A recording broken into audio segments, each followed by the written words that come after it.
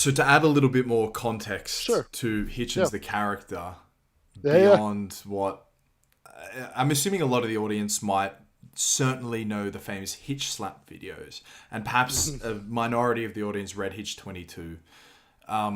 But he's an interesting guy. He had a very interesting childhood, just given his relationship with his mother versus his father.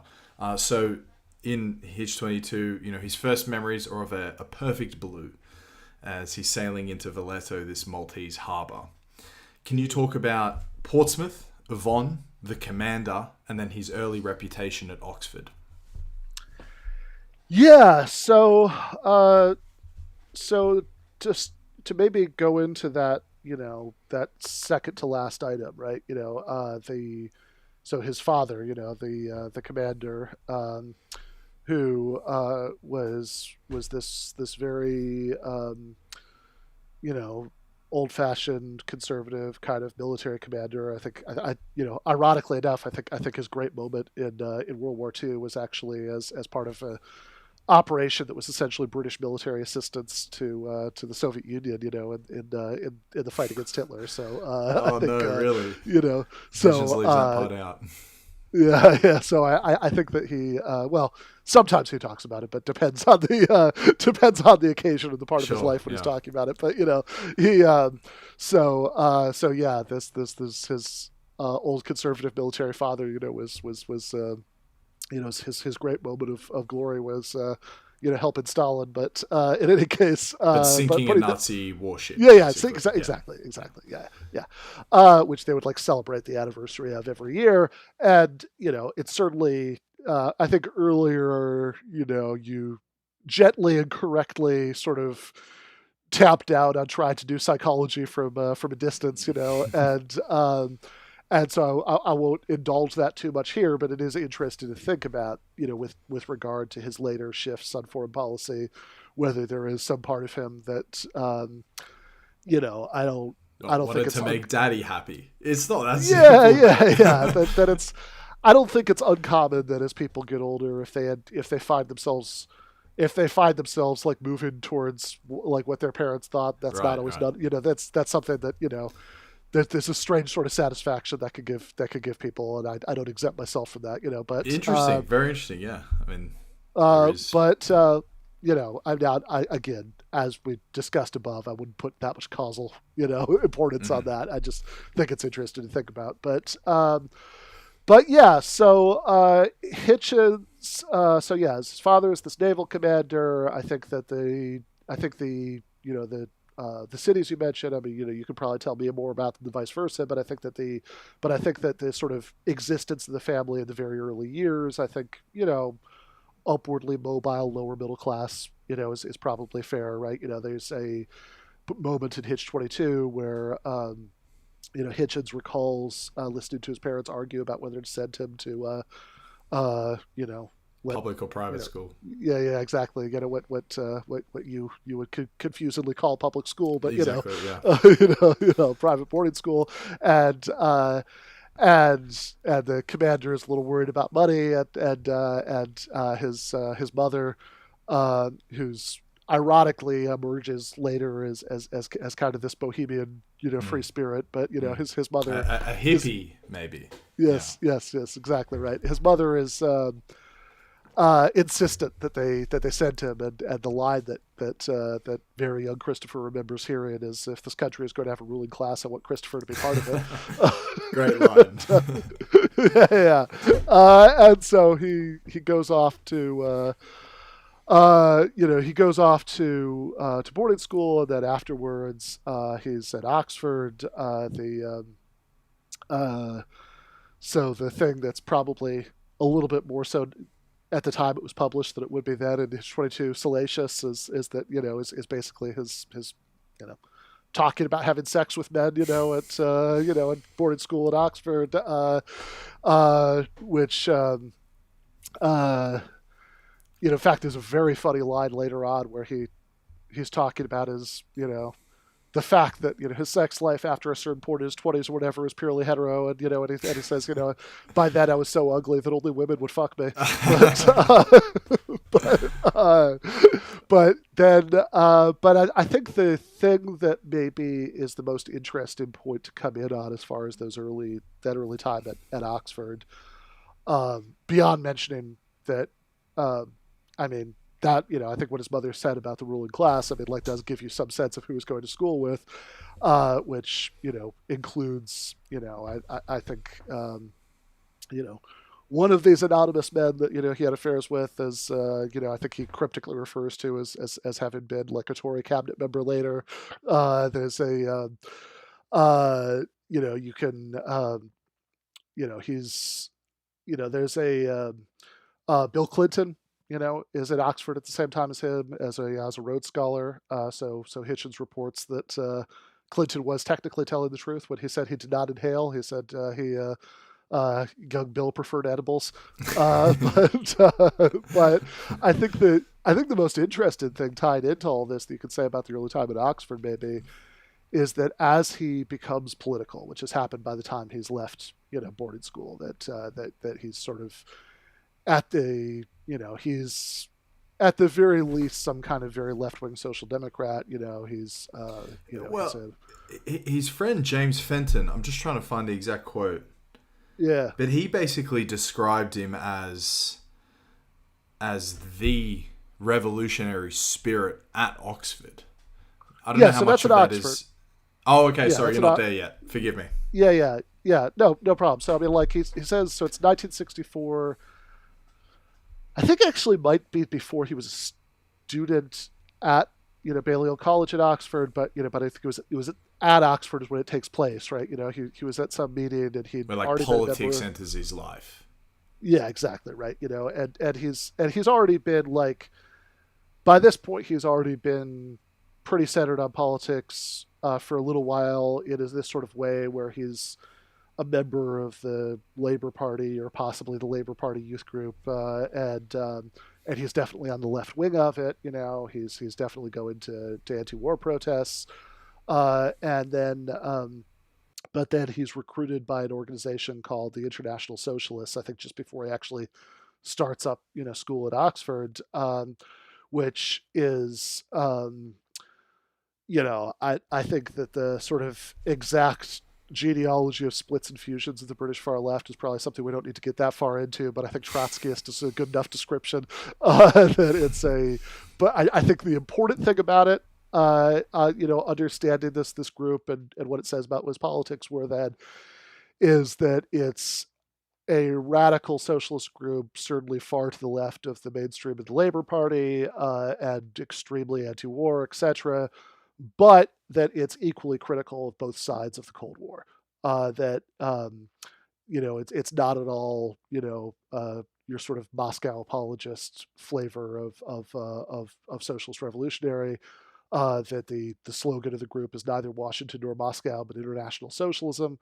And so later on, skipping ahead a few years, and we'll go back, but like later on in 1968, when almost simultaneously there is a general strike and student uprising in France that almost brings down the de Gaulle government, and there is a kind of reformist experiment in Czechoslovakia, the Prague Spring, that's crushed by Soviet tanks.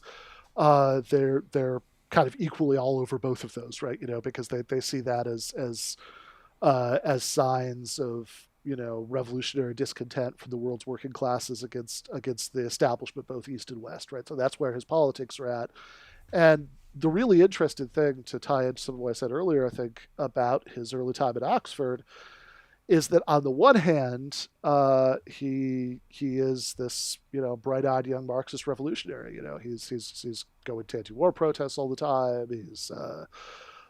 He flies off to Cuba at one point during this period to be part of this internationalist youth conference, and while he's there, he distributes some Spanish language leaflets, denouncing the crushing of the Prague Spring.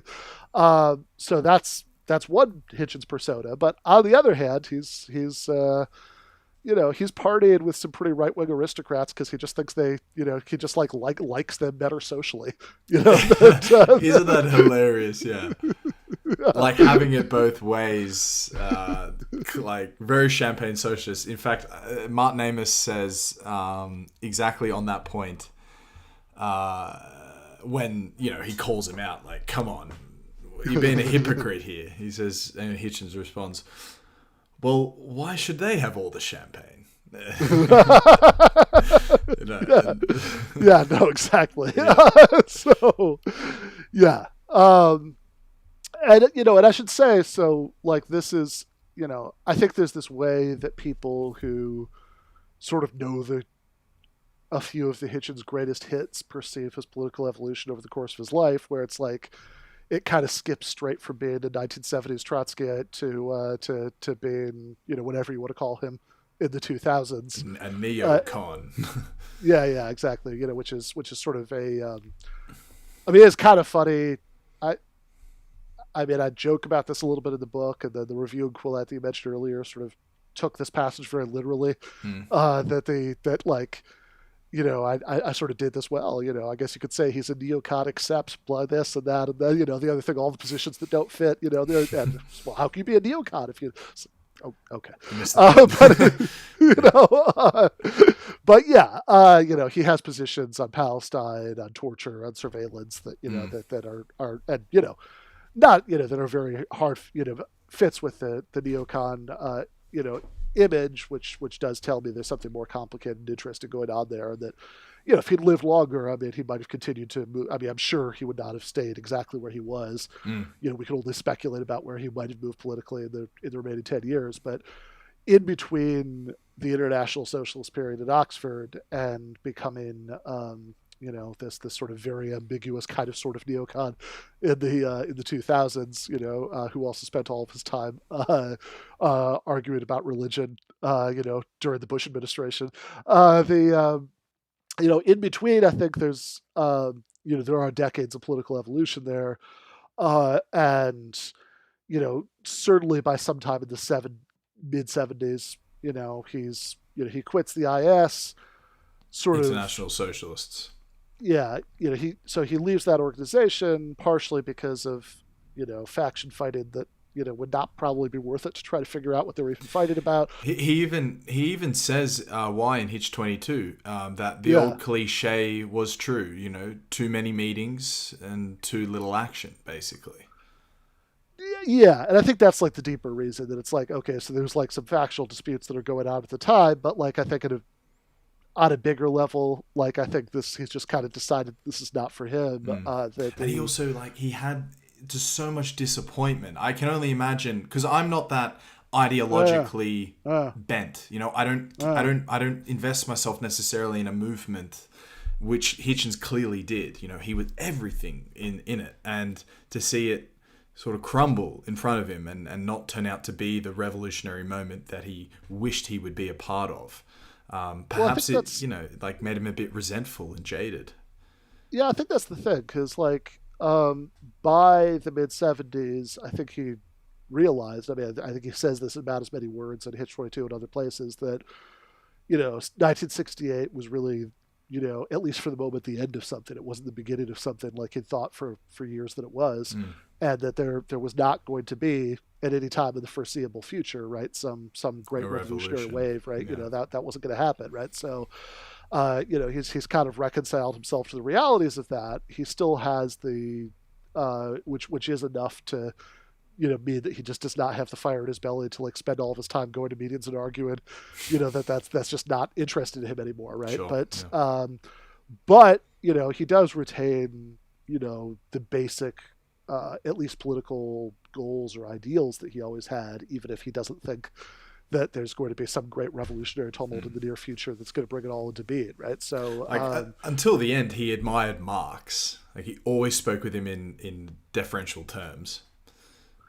Yeah, definitely. I mean, there are points in the last few years of his life where he sort of, playfully says things like, what am I politically? Well, I'm a very conservative Marxist. That by which, I think what he really meant more than anything was just that he had, he no longer identified with with a socialist political project that he thought was a real historical possibility.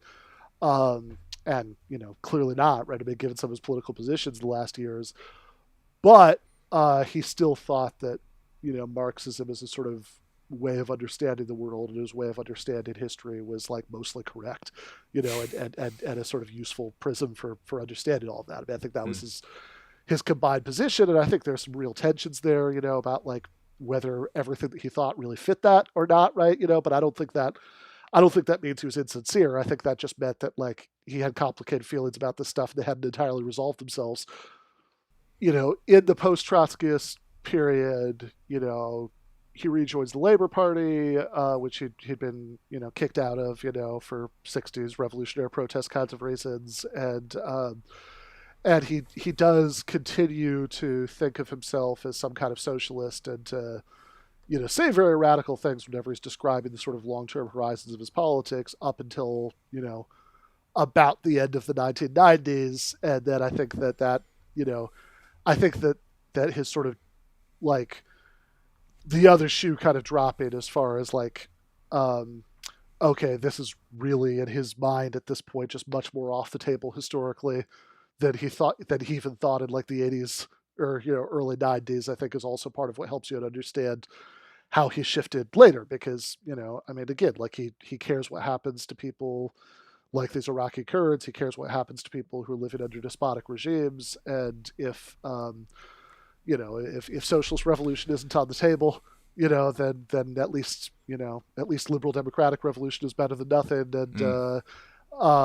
and then the sort of the real step over the abyss from a left wing anti war perspective is thinking that like the United States could be a vehicle of spreading democratic revolution into Yeah. those countries. But I think whatever you think of the conclusion, I think it's a much more interesting story than just like you know um, like Hitchens the Trotskyist, like somehow uh, like somehow overnight, on September 12th, decides to change all of his political opinions. Mm. Um, on to to complement, no, not to complement, yes, to complement that theme ish. There Yeah, is another great Martin Amis quote, and again, Martin yeah, Amis is his best friend. yeah, Like they had such. Just speaking about it is, the type of friend who Martin says as well. You could really say anything. You could reveal right, the deepest, weirdest parts of yourself and feel no shame and like good friendship type stuff. And maybe there sure, was a little bit of, well, actually, that's not important. So sure, Martin also described, his greatest friend, Christopher Hitchens, as strongly ideological, and he was always looking for ideologies to hitch his wagon onto. And so, and then he actually goes on to say, and this largely describes his peculiar stance on Iraq. yeah, And, you sort of just laid out how perhaps his revolutionary dream sort of fell yeah, apart. And then what's the next thing you're going to do? Well, the irony of writing the trial against Henry Kissinger, or the case against Henry Kissinger, and then being, like America yeah, is yeah, actually the policeman of the world, and they're going to do a fine job. right, Martin describes it. Someone who knew him better than anyone. Perhaps Carol Blue knew him better, maybe his kids, but someone who knew really better than yeah, anyone. yeah, It's just as simple as that. He needed an ideology to energize him, to get behind, and that's like a personality trait, right? Like not everyone's necessarily like that. yeah. I think that, well, that last part is certainly true. Yeah, I mean, I think that, and I think that's right. I mean, I think that he could, like, I, I, I mean, I do think he was clearly somebody who was invigorated by connections to great causes, and again, if you want to psychologize a little bit, and at least take Mardamus, as a good source on that. Like I think that is also perhaps an explanation of part of why he's latching as hard as he is atheism in the final years. I mean, I think that there is a partially ideological explanation to that in terms of some of what was going on in the world, but also I think that there's a if he sort of needs to orient himself towards something that he could get morally excited about, as a big part of how he worked and wrote and spoke and related to the world, then I think maybe especially as that neocon project of supporting what he thought were going to be wars of liberation in the Middle East, lost some of its luster, after in the second half of the 2000s. I mean, it makes it makes sense on that level that that he would. I mean, God, if you want a grandiose target to to get excited about crusading against, then like God, is a pretty good candidate for that. So you could see that, right? I mean, does he want to spend all of his time arguing about Iraq, which he certainly could never bring himself to say no, that was a bad idea, we shouldn't have done that, but he does. It does make a certain amount of sense to me that that he could find some renewed excitement, arguing about religion. We spoke about the commander and Wow. life up until Oxford and then after, but what about his relationship with his mother, Yvonne? Mm. Yeah. So yeah. So I mean, this is does seem to be somebody who may have been much more of an influence on him in an obvious way, certainly, and certainly for the first several decades of his life, than his father, since he's I mean, I remember in Hitch 22 he talks about having uh you know when the Falklands are if the Falklands War is going on, and he's and and he and this is like very very early preview, of which there wouldn't be another one for many years afterwards, of his willingness to support to compromise his usual anti-interventionism, in this case. And also a contrarian thing to do, to almost just intentionally piss people off.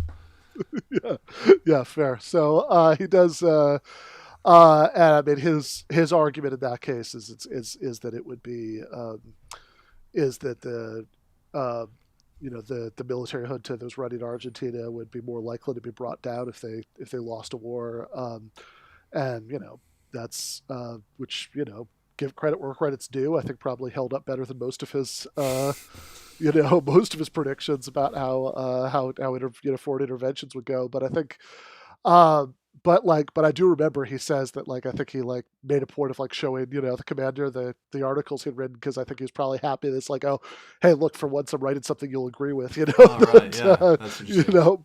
but but yeah, I think that but yeah, I mean, I suspect that Yvonne, being a bit of a hippie, and and ultimately leaving his father, and and all that, I mean, was probably probably more of a kindred spirit, and more of an influence, although she dies in this kind of ambiguous murder suicide. Um a little bit hard to to know what happened there, with the man she'd left the commander for, when Hitchens is still very young. I mean, I think what would that be, like his early 20s? I want to say 25, but 25 sounds right. Yeah, yeah. that makes sense, because that was around the time of the He was just revolution in cutting Portugal. himself out as a figure in London, just out of Oxford. Yeah, yeah, which which what exactly he kind of made of that, and how that might have influenced him going forward, is a little bit is a little bit hard to say. I mean, he writes about that in a very raw way, and Mm. in Hitch 22, but he doesn't, and he but like I think the way he's portrayed himself, which is actually I think part of what makes that a good book, that he has, that I think he has enough distance when he's writing about his younger self, that he can both sort of get excited again about some of the things that got him excited then, but like also I don't think he feels too much need Mm. to either like either defend or apologize for like any of what he like any of what he was like at 25. I mean, I think he could just kind of appreciate it for what it is, and and so I think he could write about himself at that age almost like he's writing about a character in a novel. And so he kind of talks about how he's going to that is Lisbon, right, where Yvonne was when Crete. she died. Oh, it was, okay. Sorry. So No, Athens. Athens. Okay, sorry. There we go. There we go. Because he's overlooking the I Parthenon, and there is I'm some mixing up my leftist revolutionary revolution tumults happening there. Yeah. yeah, I'm mixing up my mid '70s European revolutions. So that's there we go. Yeah, that's right. That's right. Which is also we should also mention that his very first book was about the Mm. Parthenon marbles. And the sort of case for returning them Returning it. to Yeah. Greece, which he um, is sort of I think interested as like as a first book, that that it sort of both gets into the I mean it's both a sort of manifestation of the lefty anti-imperialism, but it's also but I think it's also just not a book most people would have written. And Yeah. it's it It's got no commercial value at all, but it's fascinating and right. it's interesting, and it's like this is those sort of decisions are, I think, personally, why I just like him so much. I sort of see that range of eclectic curiosities and commitment to like actually answer a question that could just be passing. Like, Yeah. it's very admirable. At least I don't know. Yeah. It's just my Yeah. But projection, but yeah. no, I'm with you. But I also think that okay, so it is interesting that I mixed it up in my head and thought I was like thinking Portugal, but as you say that, I'm actually remembering that in those scenes in Hitch 22, he recalls, right. So the Greek generals are still very much in power, because he recalls going to meetings where people are like whispering, the Internationale, to like singing, because so as not to be overheard, and he sort of has this little moment of self consciousness as he's recounting this about the fact that his mother has just died, Mm. that she's and that he's sort of off doing this like leftist revolutionary stuff, Mm-hmm. Mm-hmm. that he's like combined that with going to see what had happened. And and I think a very different person with a very different trajectory, you could imagine that being a moment of like, you know, I don't know, like political disillusionment, like what am I doing here, right? That Mm. the but and and it is interesting that this is the same. This is very shortly. I think before he leaves the International Socialists. That I mean, that is interesting to think about. That maybe one last indulgence in psychologizing from a distance, but that maybe there's a I could imagine something traumatic on that level, right? I mean, having your mother die in those circumstances, while you're that age, I mean, could Yeah, make you reevaluate your life a little bit and how much of it you wanted to spend in meetings. an especially sad feature to that anecdote as well is that there were, the phone was off the hook. Hitchens had Right, missed calls. right, This is back in the 70s, so it's not easy to make an international phone call. Hitchens had a really close relationship with his mother. She even presented right, this man to him before she went away to Athens, sort of seeking out Christopher's approval. Like, hey, look, right, I've got a interesting, intelligent, intellectual on my arm. You must like him. right, And Christopher giving him the, sort of nod of approval. Like, all right, then. It's a very moving, by far the most moving thing I've ever read from Hitchens, but it's not like he's writing for emotion most of the time. But it really is moving. Like, his relationship with his mother culminating in that fashion. Well, I will just say in general, as you say, he's generally not writing for emotion, at least not in that sense, right? I mean that like he For drama, yeah. Yeah, I mean, usually he wants to, maybe arouse your like moral passion about, something that, what he's writing about, but he doesn't, he's not really writing in the vein of arousing personal emotions. But when, I mean, when he does, he's very good at it. He has, like, I mean, I'm thinking here of like some of the last essays that he wrote before he died, when that are collected, and there's a little thin book called Mortality. That's basically about his experience with cancer, and It's I think that amazing. It really is amazing. yeah, yeah, it is, and I think that because I think he has these kinds of aesthetic scruples about being sappy, that he wouldn't do that. So some of it ends up being kind of understated in a way that actually makes it much more powerful. 100%, yeah. No, he didn't want to be. In fact, this is an obscure connection, but Norm Macdonald, who I'm not sure if you're familiar with him, is a Canadian comedian. Yeah. I was actually just thinking as I said that when I said experiences with cancer. Really? Okay. I was thinking of Norm Macdonald's bit about the phrase battling cancer, his struggle against cancer, and that's why I didn't use that phrase, even though it rises to your tongue because it's like such a it's the way we always talk about it, right? I mean, it's exactly. so it's like, after a long battle with cancer, and he's like, Uncle Phil, and then I guess he lost, he wasn't strong enough. Yeah, exactly. Like because Norm obviously passed away, I think, last year or the year before, and it reminded me of Mortality and the way Hitchens spoke about cancer a lot as well. It's not this courageous battle. You just try to poison yourself to try stop yourself from killing yourself, and like that. I mean, the way he speaks about it. What is it? Fuck, I can't remember what it is now. But he refers to cancer as a specific thing, and like one of the opening quotes is, in fact, give me a minute. Do you mind if I quickly look it up? No. I've got it available quickly. Yep. In fact, that's actually that is the book or the thing that I was introduced to Hitchens through. I was in this very obscure book. I was living in Tilburg in the Netherlands at the time, and I walked into this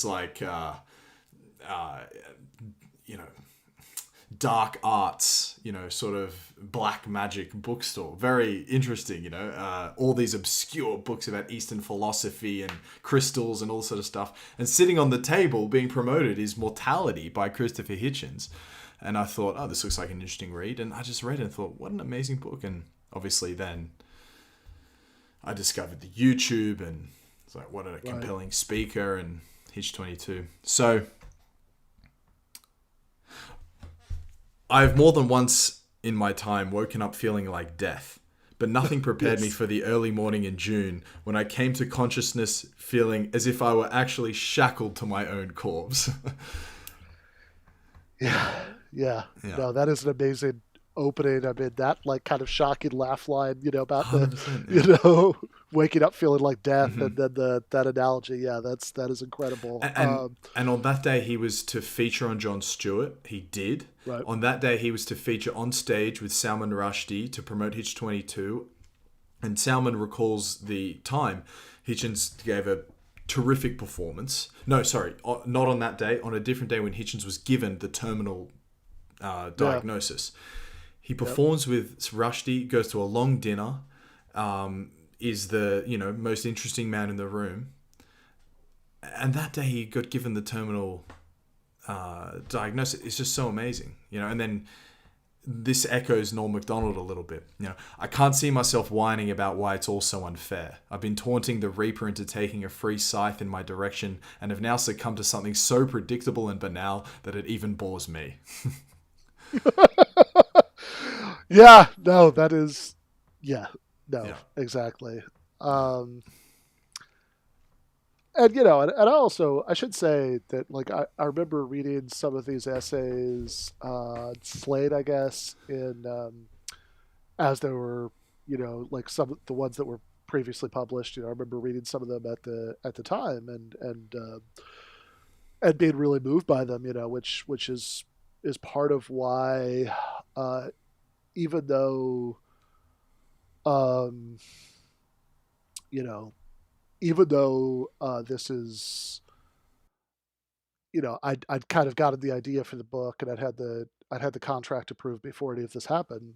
You know, I mean, I think it was like very much on my mind, um, you know, when I was writing it, because I had, you know, by the time that I was actually, you know, writing the book, um, you know, you know, the pandemic had happened. Everybody, uh, you know, like I had, you know, whatever as a good, uh, you know, as a good member of my tribe, and I'd spent a good year, you know, driving myself crazy by being inside, and I had, and also at that time, a very good friend and close collaborator of mine had died unexpectedly. You know, the book is to get dedicated to him, and so the combination of those two things, I mean, I was probably thinking, you know, during the months when I was writing the book, I was probably thinking more about mortality than I have at any previous point as an adult. You know that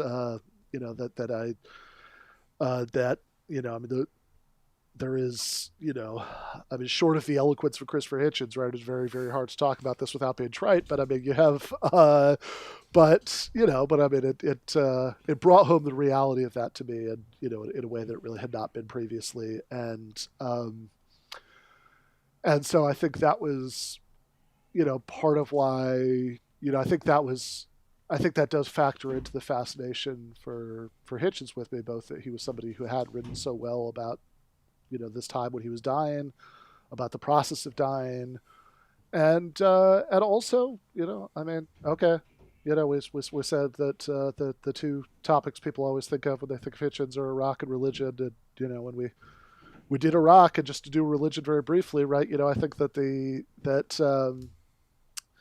that is part, you know, like Hitchens in the final years, you know, even though I had very deep political disagreements with where he was at that time, right? I mean, part of, you know, part of the fascination for him as a figure for me, besides that, you know, sort of Hitchens as a literary character, and you know, and all of that we talked about before, as this amazing writer and speaker and everything else, is the way that he talked and wrote about religion, which, you know, which is something that I still find really interesting. That there's this way that I think some people have this, in my experience, anecdotally, I think that some people who are maybe interested in all of that in the late 2000s, the sort of heyday of new atheism, will sort of talk about it now in this sort of too cool for school way. You know, it's like, oh, they're just kind of bored by the whole subject now, and I don't get that, right? Because I think whatever you can say, and I think there is a lot to say about what was good and bad about, you know, the sort of new atheism heyday. You know, the sort of core subject is one that I don't entirely understand how you can be a person and not be interested in, because you know, it is just one of the basic facts about being a person that you're going to die someday, Mm. and and so this, you know, dispute about whether, you know, that's it or not, and if that is it, right, which unfortunately I think it is, you know, what you kind of do with that, you know, and how you process with that, and how you live in, you know, in sort of knowledge of that, you know, I just I I don't know. I'm a simple man. I find that pretty interesting. It's incredibly compelling, and it's the source of either tremendous inspiration or like fear or helplessness or complete nihilism. I'm totally with you. It's completely fascinating to think about, read about. Funnily enough, Norm Macdonald said that it was just by far the most important question, and he said it in much funnier terms than that, but like Of all course. science is stupid because they're not talking about the one question that actually matters. Nothing else matters until you understand, like, are we the creation of something else, and what happens once we die? And if nothing happens when we die, it's like, how arbitrary is it to be here in this generation at this Yeah. time? What's the difference between me and 10,000 years ago or 10,000 years in the future? Does anything I do now actually matter anyway? They're going to do it anyway. Yeah, it's I'm with you there. Very, very fascinating. And I suppose we got onto that because of Hitchens writing about it, Immortality, which I'll leave a link to the article I wrote about the book, which features it's basically just, highlighting passages from the book, but people should also buy it. And yeah, it's uncompleted. Actually, one of the really sad parts about it is the last few chapters are just sort of notes that are unconnected because these were the last things that the man wrote. And it's a shame he didn't get to finish it. And but yeah, I mean, meditations on mortality are so fascinating. I mean, this isn't necessarily actually, it is a meditation on mortality. It's the final chapter of Norm's book, Hmm. which I forget what it's called, but he wrote one book, so people can find it. The final chapter is actually a remarkably moving piece of writing, which you wouldn't expect from a book that is largely just taking the piss. And it's Norm at the end just saying it goes really fast, and people are only going to remember him, if they remember him at all, for having been fired off SNL. Not even anything else. And to construct that emotion with good words, it's incredibly moving, and it did remind me a lot of Hitch's Mortality.